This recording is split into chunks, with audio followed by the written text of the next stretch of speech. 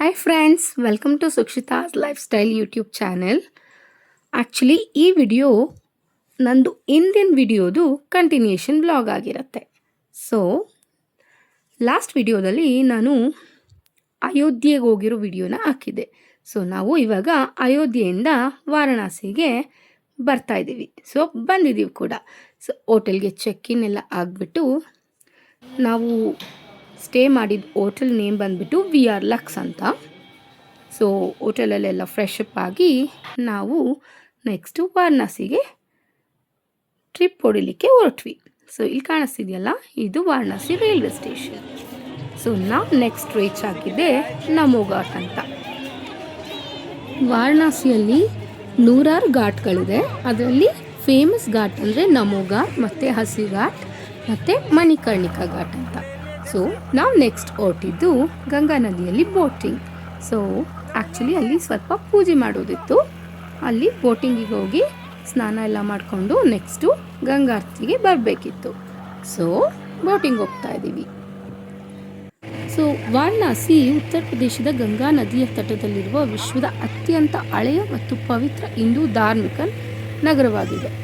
So ಇಲ್ಲಿ 12 ಜ್ಯೋತಿರ್ಲಿಂಗಗಳಲ್ಲಿ ಒಂದಾದ ಕಾಶಿ ವಿಶ್ವನಾಥ ದೇವಾಲಯ ಕೂಡ ತುಂಬಾ ಫೇಮಸ್ ಆಗಿದೆ ಅಂತಲೇ ಹೇಳ್ಬೋದು. ಸೊ ವಾರಣಾಸಿಗೆ ಕಾಶಿ ಮತ್ತು ಬನಾರಸ್ ಅಂತ ಇನ್ನಿತರ ಹೆಸರುಗಳು ಕೂಡ ಇದೆ. ವರುಣ ಮತ್ತು ಹಸಿ ನದಿಗಳ ನಡುವೆ ಇರೋದ್ರಿಂದ ಇದಕ್ಕೆ ವಾರಣಾಸಿ ಅಂತ ಹೆಸರು ಬಂದಿದೆ. ಶಿವನ ಪ್ರಮುಖ ಜ್ಯೋತಿರ್ಲಿಂಗ ದೇವಾಲಯ ಇದಾಗಿದ್ದು ತುಂಬಾ ಫೇಮಸ್ ಕೂಡ ಆಗಿದೆ, ಕಾಶಿ ವಿಶ್ವನಾಥ ದೇವಾಲಯ ಅಂತ. ಸೊ ಇಲ್ಲಿ ನೀವು ಕಾಣಿಸ್ತಾ ಇದೆಯಲ್ಲ, ನೋಡ್ಬೋದು. ಇದು ಆ್ಯಕ್ಚುಲಿ ಸಿಗ್ನೇಚರ್ ಡಬಲ್ ಡೆಕ್ಕರ್ ಸೇತುವೆ ಅಂತಲೇ ಫೇಮಸ್ ಆಗಿದೆ. ವಾರಣಾಸಿ ಮತ್ತು ಚೌಂದಲಿ ಜಿಲ್ಲೆಗಳ ನಡುವೆ ಗಂಗಾ ನದಿಯ ಮೇಲಿದೆ ಈ ಸೇತುವೆ. ಸೊ ಇಲ್ಲಿ ಕಾಣಿಸ್ತಿದೆಯಲ್ಲ, ಇದೇ world's first floating CNG station ಅಂತಾನೆ ಹೇಳ್ಬೋದು.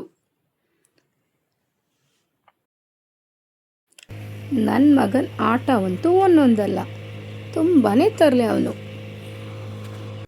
ಸೊ ಅಲ್ಲಿ ದೂರದಲ್ಲಿ ಕಾಣಿಸ್ತಿದೆಯಲ್ಲ, ಅದೇ ಕಾಶಿ ವಿಶ್ವನಾಥ ದೇವಾಲಯ.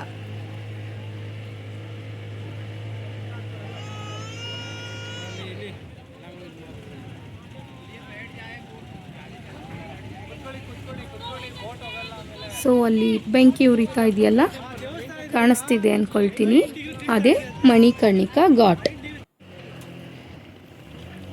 ವಾರಣಾಸಿಯ ಗಂಗಾ ನದಿಯ ದಡದಲ್ಲಿರುವ ಮಣಿಕರ್ಣಿಕಾ ಘಾಟ್ ಹಿಂದೂ ಧರ್ಮದ ಅತ್ಯಂತ ಪವಿತ್ರವಾದ ಸ್ಮಶಾನ ಘಾಟ್ ಅಂತಲೇ ಹೇಳ್ಬೋದು. ಇದು ಜೀವನ ಮತ್ತು ಸಾವಿನ ವೃತ್ತದ ಸಂಕೇತವಾಗಿದ್ದು ಇಲ್ಲಿ ಹಗಲಿರುಳು ಶವ ಸಂಸ್ಕಾರಗಳು ನಡೀತಾನೇ ಇರುತ್ತೆ.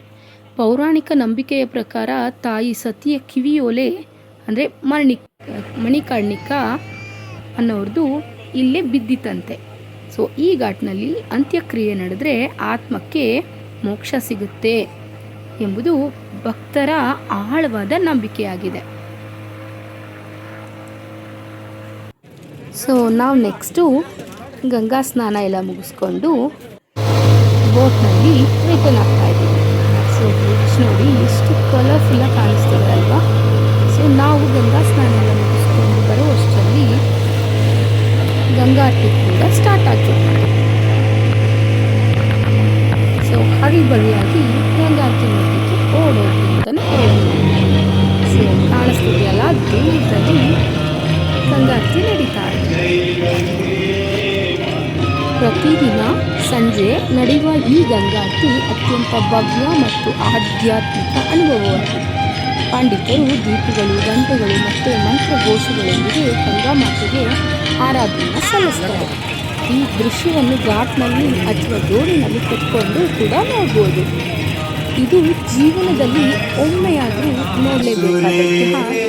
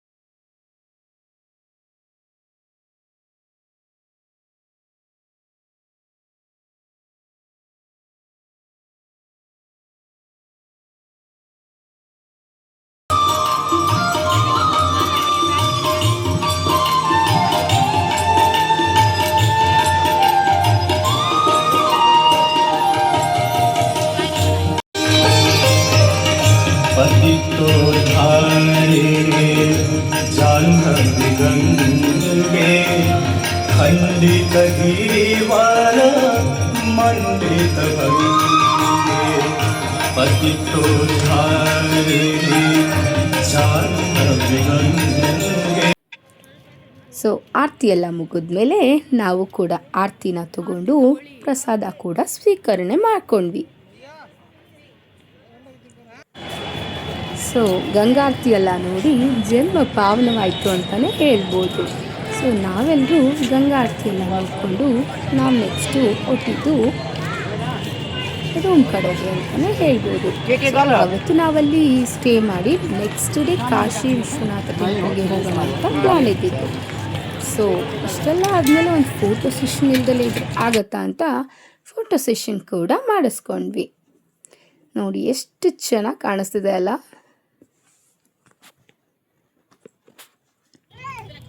ಸೊ ಲೇಟ್ ನೈಟ್ ಆಗಿದ್ದರಿಂದ ಹೋಟೆಲ್ಗೆ ಹೋಗಿ ಸ್ಟೇ ಮಾಡಿ ಸೊ ನೆಕ್ಸ್ಟ್ ಡೇ ಮಾರ್ನಿಂಗ್ ನಾವು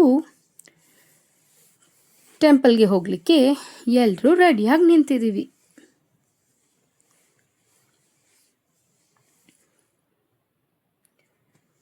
ಸೊ ಯೂನಿಫಾರ್ಮ್ ಆಗಿರೋ ಈ ಸಾರಿ ನಿಮಗೆಲ್ಲ ಇಷ್ಟ ಆಗಿದ್ರೆ ಏನಾದರೂ ಕಮೆಂಟ್ ಮಾಡ್ಬೋದು.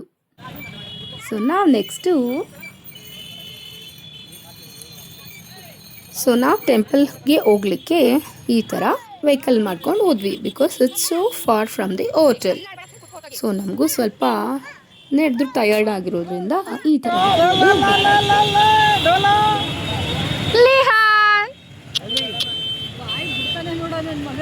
ಟೆಂಪಲ್ ಮಾತ್ರ ಅಂತಲೇ ಹೇಳ್ಬೋದು. ಬಟ್ ಸರೌಂಡಿಂಗ್ಸ್ ಎಲ್ಲ ಸ್ವಲ್ಪ ನೀಟ್ ಆಗಿರ್ತಿದೆ. ಇಲ್ಲಿ ಕಾಣಿಸ್ತಿದೆಯಲ್ಲ ಇದೆ ಟೆಂಪಲ್ದು ಎಂಟ್ರೆನ್ಸ್. ಸೊ ಇದು ಮಣಿಕರ್ಣಿಕಾ ಘಾಟಿಗೆ ಹೋಗೋ ಎಂಟ್ರೆನ್ಸ್ ಆಗಿದೆ. ಸೊ ದೇವಸ್ಥಾನ ಎಲ್ಲ ಮುಗಿಸ್ಕೊಂಡು ನಾವು ಈವ್ನಿಂಗ್ವರೆಗೂ ಅಲ್ಲೇ ಸ್ಟೇ ಆಗಿದ್ವಿ, ಟೆಂಪಲಲ್ಲೇ ಸ್ಟೇ ಆಗಿದ್ವಿ. ಸೊ ಈವ್ನಿಂಗ್ ಕೂಡ ಫೋಟೋ ಸೆಷನ್ ಎಲ್ಲ ಮುಗಿಸ್ಕೊಂಡು ನಾವು ನೆಕ್ಸ್ಟ್ ಹೊರಟಿದ್ದೆ ಏರ್ಪೋರ್ಟ್ ಅಂತಲೇ ಹೇಳ್ಬೋದು. ಸೊ ಬನಾರಸ್ ಅಂದರೆ ವಾರಣಾಸಿಗೆ ಬಾಯ್ ಅಂತ. ಸೊ ನಾವು ನೆಕ್ಸ್ಟ್ ಹೊರಟಿದ್ದು ಲಾಲ್ ಬಹದ್ದೂರ್ ಶಾಸ್ತ್ರಿ ಏರ್ಪೋರ್ಟ್ ಅಂತಲೇ ಹೇಳ್ಬೋದು. ವಾರಣಾಸಿ ಏರ್ಪೋರ್ಟ್ಗೆ ಇನ್ನೊಂದು ಹೆಸರು ಲಾಲ್ ಬಹದ್ದೂರ್ ಶಾಸ್ತ್ರಿ ಅಂತಾರಾಷ್ಟ್ರೀಯ ವಿಮಾನ ನಿಲ್ದಾಣ. ಸೊ ಇದು approximately 26 kilometres from the city ಅಂತಲೇ ಹೇಳ್ಬೋದು. ಸೊ ನಾವು ನೆಕ್ಸ್ಟು ಫ್ಲೈಟಲ್ಲೆಲ್ಲ ಕೂತ್ಕೊಂಡು ಸೊ ಬ್ಯಾಂಗ್ಳೂರ್ಗೆ ಲ್ಯಾಂಡಿಂಗ್ ಆಗಿದ್ವಿ.